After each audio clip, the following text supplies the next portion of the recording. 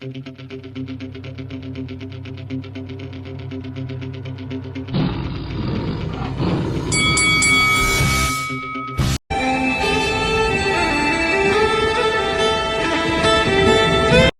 is Faisal Khan for Lights Out in association with Shamrock Boxing, and welcome to episode 8 of the Lights Out Boxing podcast.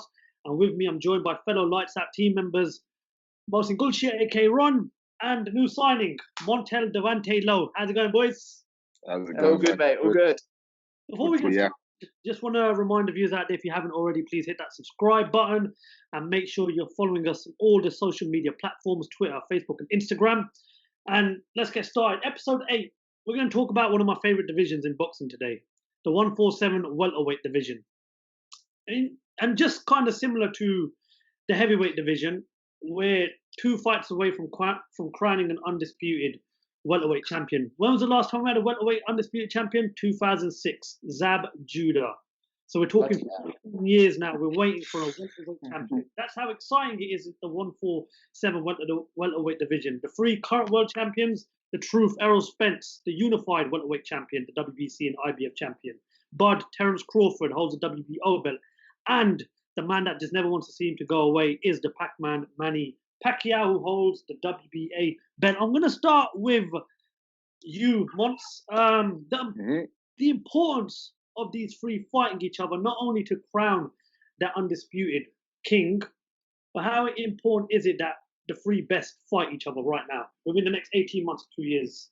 Oh, it's massively important because we don't want it to be one of those things where we look at in the next few years where we look at these great fighters. We've got Terence Crawford, we've got Pacquiao, we've got Spence, and they haven't fought each other. I'm the consumer, I'm the fan. I want to see the best fight the best. And if that doesn't happen, then it's just disappointment. It's just what could have been. We've seen boxing for a long time, and we look at those fantasy fights that never happened, and I don't want it to be the same thing again because this is my favorite division in boxing, and I've got my kind of like allegiance towards Terence Crawford, and I believe he's the number 1, and I wanted to prove it, but things are stopping it. You know what boxing is like, politics and whatnot. So yeah. 100%. No, I agree with you. And obviously, you said that you've got Terence Crawford as the main man in the division. We'll come back onto that in a second. Ron, we're speaking to boxing fans via social media. A lot of people have Crawford as number 1 and Spence as number 2, or the other way around. Now, we all know Crawford is currently with the Top Rank, and Spence is with the PBC, and of course, Manny Pacquiao is slowly going more into the politics world. What do you think is the main stumbling block from these 3 fights actually happening? I think obviously with, as you said, with 2 different promotional companies, that's always a very massive stumbling block.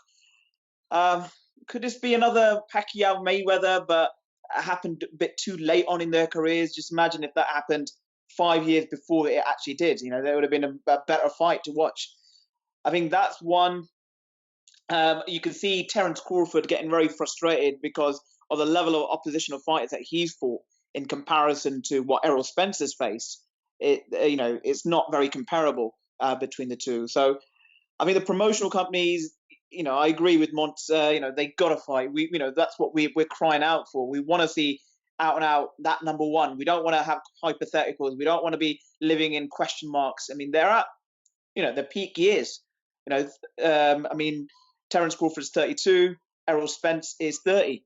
They're at the top of their game right now. We don't want them to get to 35, 36 and thinking, they're past their best. This fight is not as good as it could have been. Montell, a lot of people talk that big fight in Spence and Crawford, but do you think it's kind of unfair that how people are mentioning that fight, but nobody's really mentioning the great legend in Manny Pacquiao? Well, I think I don't want to say we've seen the best of Manny Pacquiao because I still think he's got a lot to offer. But in terms of him in those crowning fights, in those big fights, we've seen a lot of them. We've seen like with Marquez, we've seen with Mayweather, we've seen with Cotto, we've seen with De La Hoya, we've seen loads of those fights. So I think we've got 2 new young bloods in the division at the peak of their powers. Why not do it now? We don't want the same thing to happen with Mayweather and Pacquiao, where kind of like it's gone too far and it's too late in the careers for it to be kind of like competitive. So we need to see it now. Because I said this like last year. I said if we don't see it in the next 2 years, then it's gonna dwindle and it's gonna just play out. Because I look at it like this: Spence was involved in that car crash. That slowed things down even more. So is that not telling us and the promoters that we need to get this fight on as soon as possible? What's the way? It's good that you touched on the Errol Spence Jr. car crash, and someone mentioned the other day, I believe it was on Twitter, that he's not the same anymore. And I hope that's not the case, because I think within the last 5 or 6 years, you talk about the talents that are really up and coming. This guy has blown up the boxing world, and you only have to look back at them fights against Sean Porter and Kell Brook to how good Errol Spence is. Let's talk about last performances. Ron, start with you.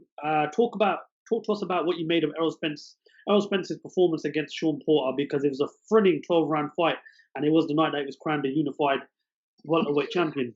I mean, that was a top performance. You can't knock him back. That was both back and forth. Sean Porter held his own. He was a champion in that fight as well. It could have gone either way for me, really. I think Errol Spence, with a better footwork, better head movement, evading those power punches. But I think that late knockdown in the 10th round, I think it swung it in his favour. But that was a good fight. Both when you watch that fight, you were like, "Yep, that's what you expect of two top level operators in that division." Then we've got Terence Crawford. He had a fight with Kavilaskas. Is that his name? That you pronounce it? I mean, that was a bit of a shootout as well. But a lot of Kavilaskas was, he's not fancy. He's not a household name. He's further down the rankings in compared to Sean Porter, but he was holding his own. But his tank just went on empty towards the 6th and the 7th round. I think it was a TKO, wasn't it? Or I think there was a stoppage there by the ref.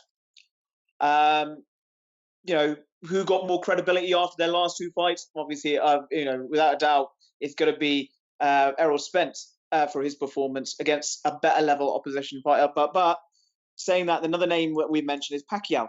How can we not give him a shout out for that performance against this is a 41-year-old Pacquiao, not even a 36-year-old. Still, it's got that blistering hand speed, that in and out movement, moving from side to side, changing the angles. And that performance that he produced, knocking Thurman down, in the early round, in the first round of the fight, it got everyone thinking, "Whoa, this boy, there's still fighting this old dog," And Montz has mentioned the fights that he's been involved with, and it doesn't look like he's slowing down. And he's got a little side, job on the side as well, but a senator in the Philippines. So I mean, he's got his hands full. Montell, they say that age is just a number. 41 years, 62 wins, 7 defeats, 2 draws, 39 knockouts, an 8-weight world champion. Did that performance against Keith one-time Furman prove why Manny Pacquiao is one of the greatest of all time? 100%. I was shocked with that stellar performance, because I thought, you know what, he's got a lot of mileage. He's against a young, hungry fighter in Furman, and I just thought, surely he can't dominate like that, and he did. So he did tell the world that he's got loads left in the tank and he can compete against these top young welterweights. But my opinion still sticks. I still believe he's probably got 1 or 2 fights left in him at most. And I don't think he's going to steer towards a Spence or a Crawford, because I think they'll beat him. I think they're the only 2 that can actually beat him. So if he goes towards like a Danny Garcia, maybe a Khan, or a Mikey Garcia, one of those type of fights where he can generate a lot of money and win, I think that's probably best. Or even a Thurman rematch would probably do him justice again as well. I'm not sure, but I don't think he would steer towards Spence and Crawford, just because I think they would beat him, and he knows that. I think as well. I think he knows that. We were mentioning the top 3 right now. Let's look at the last 4. Let's look at their CV. The last 4 fights. Errol Spence in 2018 fought Lamont Peterson and Carlos Ocampo. And in 2019 he fought Mikey Garcia and Sean Porter. Crawford's last 4 fights: 2018 Jeff Horn and Jose Benavidez Jr. And then in 2019, Kavaliauskas and Amir Khan. Manny Pacquiao's last 4 fights: Jeff Horn, Lucas Matthijs, Adrian Broner, and Keith Thurman. One thing that I've been reading a lot on social media is everyone questioning Terence Crawford's CV. But one thing that nobody seems to mention is that he's a freeweight world champion. He's only 32 years old. Ron, there's been, we had Keith Thurman call out Terence Crawford earlier on this week. We've had plenty of people saying that Crawford's CV isn't as good, but why is it that he's not getting the credit that he deserves? I mean, we're talking about a freeweight world champion here. I mean, he's just kind of arrived. I mean, it's only been the last few years that he's arrived at the welterweight division. This is where the business really happens. This is one of the exciting weights in the boxing division. I mean, I don't see why he doesn't get the credit that he deserves. He's technically he's very gifted. We watched that fight against Amir Khan. He outboxed Amir Khan, and like me and you have agreed and spoken about. Amir Khan rarely gets outboxed. He just gets knocked out. That's how he loses. Unfortunately, apart from that Lamont Peterson where he lost by points, he just gets knocked out. And Amir Khan with the quick hand speeds that he has, he's got the fastest hands. Some would say. I think it's an unfair rap. If he is getting, but for me personally, he is up there in the pound for pound list, top 5. Maybe some people would put him in top 3. Montz, I want to get your thoughts on that performance against Amir Khan, because if I have to judge the top 3 in their last 4 fights and I've got to pick the best performance, I have to go with Crawford's performance against Amir Khan, because being a fellow, British Asian, I've been following Amir Khan since he first come on the scene. And I've seen him lose fights where he's boxed well, but he just ended up getting knocked out. I've never seen someone outbox Amir Khan the way Terence Crawford did. Would you say out of the top 3 in their last 4 performances, that was the best one of the lot? Ooh, that's a tough one, Faisal. I wouldn't say. I'd say in regards of the actual performance itself, like the technical skills that he showed and how he how he kind of dealt with Khan in a boxing manner, I'd say probably yes. But I think obviously what stems to mind straight away is Amir Khan, where he's in his career now. Agreed. And I think and I think kind of beating Amir Khan in 2019 it can't be a standout kind of thing on your record. That's for me anyway. But at the same time, no taking away from the performance. It was a masterclass. Yeah. But I think out of the 3, and this is just objective as well, this is not from a biased point of view, I'd probably say Spence against Mikey Garcia, because I think he proved to the world of boxing that he can box and he can actually put on a clinic against someone has been in the pound for pound list before as well, Mikey Garcia. And everyone thought he was going to knock him out, but he put on a 12-round masterclass against someone with the capabilities and ability of Mikey Garcia, even though he's a lot bigger than him. I mean, just touching on that, I think Mikey Garcia, you got to bear in mind that he's coming up in weight, and Errol Spence is a big guy, for the welterweight division. We can so easily see Errol Spence in super welterweight. Could he move up even further than that? Let's see. So it was a bit of a mismatch there. Technically, Mikey Garcia is great. He's pleasing on the eye to watch. But I mean, I think the performance that I've got to put down is Errol Spence's performance against Sean Porter. I think both high-level operators. About Errol Spence is every time he is doubted, he just puts on a performance, and that makes you think, this guy is one of the best right now. I remember the fight before Kell Brook. It's too big a stage for you. You're not ready. You're coming in someone else's yard. You're stepping into the lion's den.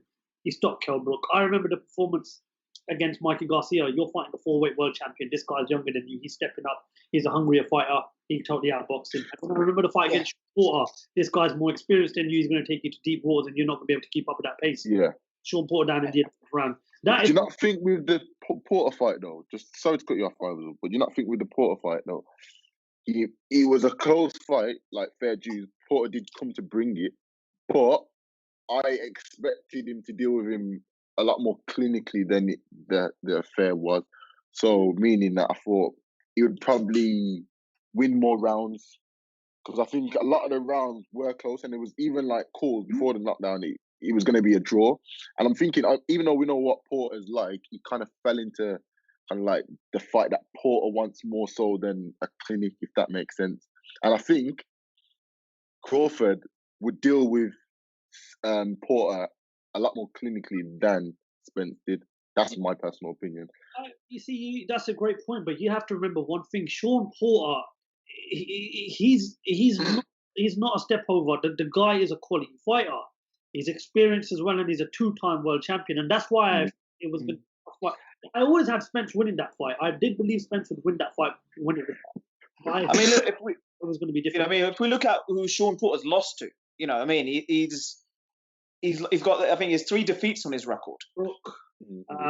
Spence, can't really remember the third one, but he's not lost to low-rate fighters. He's lost to. And how has he lost? He's lost on points. Exactly. On point, yeah. There you go. So I mean, Next point, Montz, start with you. You know, we mentioned how exciting the division is, not only because of how good the top 3 are and because of what they've achieved so far. You look at the other top contenders outside of the top 3. Danny Garcia, the former world champion, rumored to be fighting Spence next.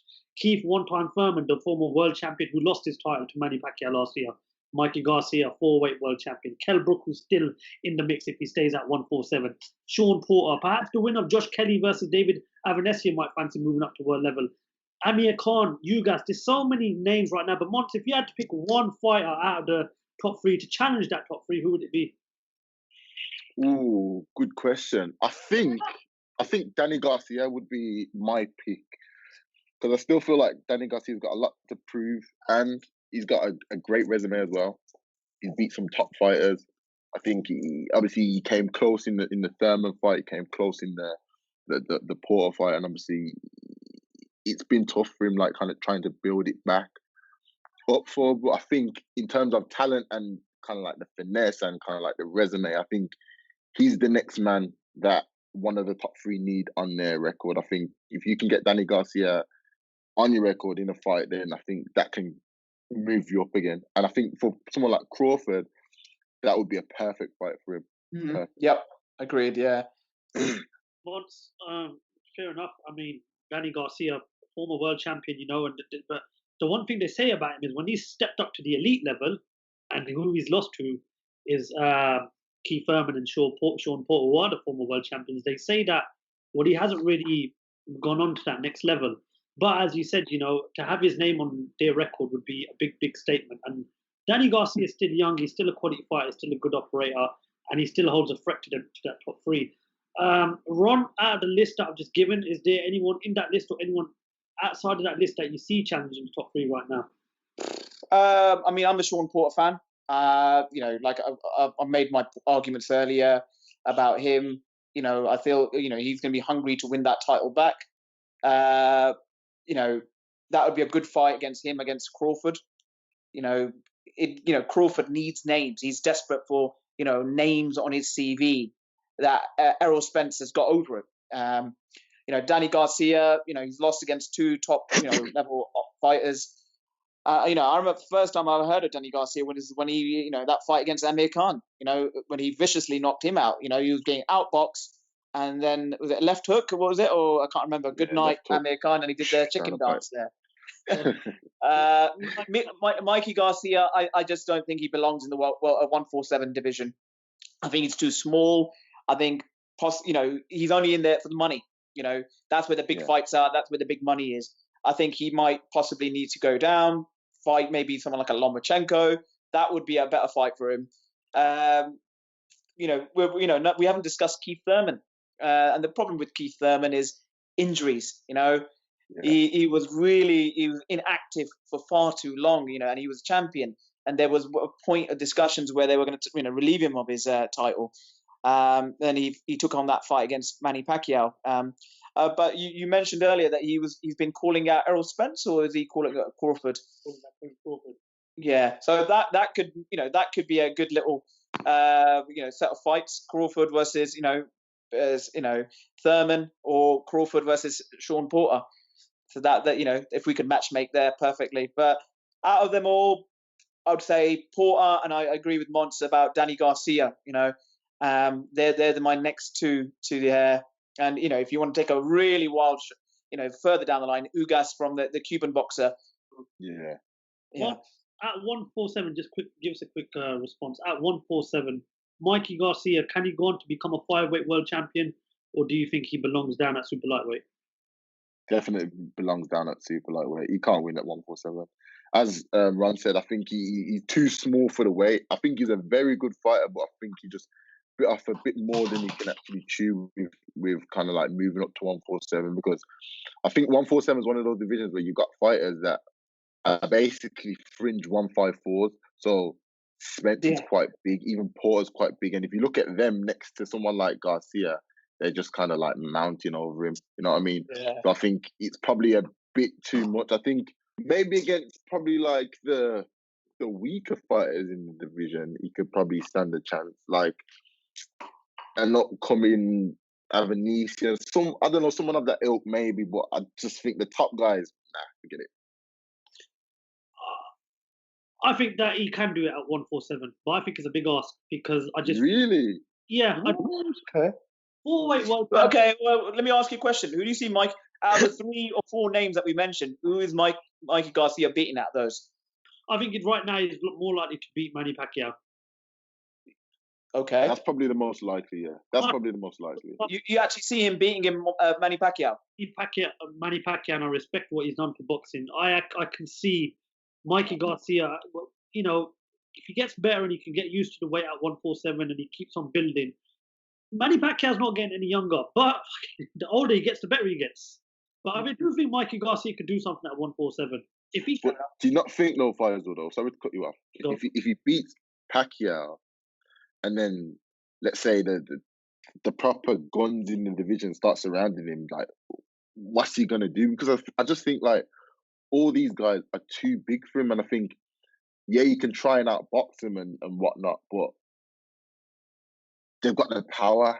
I listen. I look back at his fight with Errol Spence, and I think that was just a learning curve for him.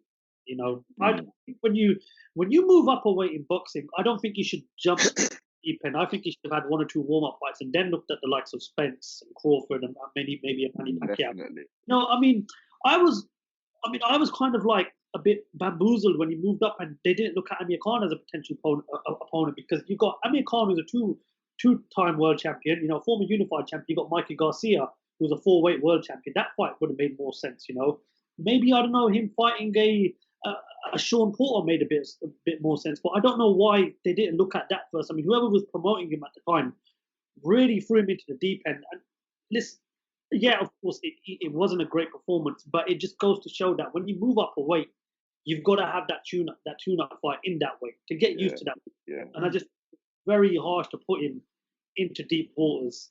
But like I said, I still think he can achieve something at 147. If that wasn't the case, he's with Eddie Hearn. Now Eddie Hearn would have said, right, listen, we need to move that back down to super lightweight. You just don't cut it at 147. But watch his last fight against Vargas. It was a pretty half-decent performance.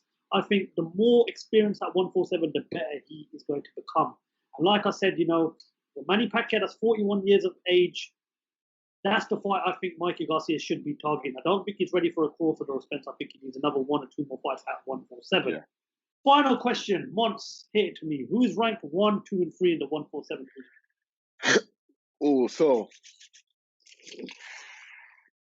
I'm stripping it down. I'm not thinking about resume. I'm not thinking about belts. I'm going to go with 1, 2. So Crawford, Spence, and Pacquiao. Top 3. If it's likely to be the undisputed, who would it be? In the undisputed, Crawford all the way. Ron? Spence, Crawford, Pacquiao. And who do you think is more likely to be closer to becoming the undisputed? Spence. I'm going to go for Spence, Crawford, and Manny Pacquiao. And after saying that, I pray to God that the PBC and Top Rank are in the middle of these fights happen. For the love of God, we want to see the best fighting the best. These fights, they're massive. There's money to be made. I will sit up from 7, 8 o'clock in the morning to wait for these fights to come on if that's the case. And I know 100%. We don't want to see Spence fight, rank 7 for it. Make the big fights happen. And to the viewers out there, let me know what you think in the comment section. Who is the current king of the 147 welterweight division? Montz, thank you very much for your time. Pleasure having you on here. First of many. No problem. Mohsin, Gulsher, Ron, always a pleasure. That's all we've got time for today. Thank you very much for listening to episode 8 of the Lights Out Boxing Podcast. Make sure you like, make sure you subscribe, and make sure you comment on Faisal Khan. And we look forward to speaking to you guys in episode 9 of the Lights Out Podcast.